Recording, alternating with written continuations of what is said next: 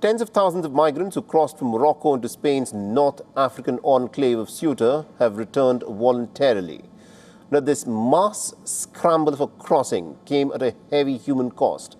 The Spanish authorities have said that at least about 67 migrants died in their attempt, with many of them drowning at sea or being crushed in a stampede near the border breakwaters. At least 67 lives have been cut short, and this is happening because of the criminal gangs that traffic in human beings and exploit situations of extreme vulnerability. Mafias.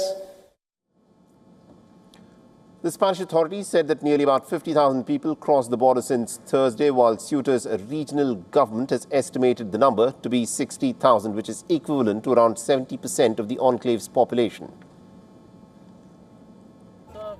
I am going back. There is nothing to do here.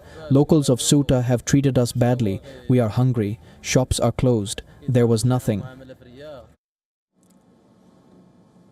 The Prime Minister Pedro Sanchez visited the location on Friday, describing the mass crossing as a violation of Spain's territorial integrity. He also blamed the traffickers for spreading false expectations amongst young Moroccans.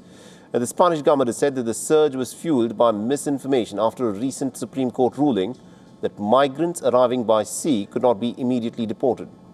In Madrid, the demonstrators in fact marched against mass arrivals carrying anti-immigration banners.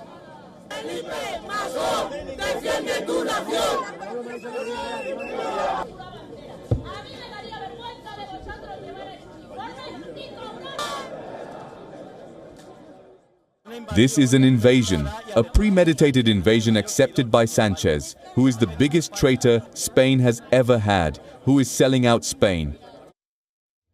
Now, Spain has also installed an inflatable barrier in the Mediterranean Sea following the sudden inflow of migrants into the Spanish enclave of Ceuta. And according to the authorities, almost all of the migrants who entered Ceuta have left. Now, on the Moroccan side, thousands have continued to gather near Fenech, hoping to reach Europe. The Moroccan security forces resorted to using water cannons and also tear gas in order to push back the crowds, while clashes left vehicles burnt and roads littered with debris.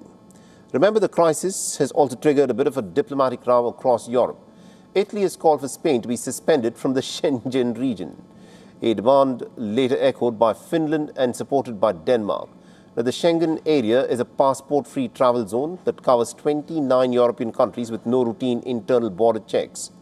Now, France has also announced tighter border checks with Spain, and Portugal has said that it will strengthen controls along its southern frontiers. Meanwhile, the American President Donald Trump has described the scenes in Ceuta as clearly an invasion.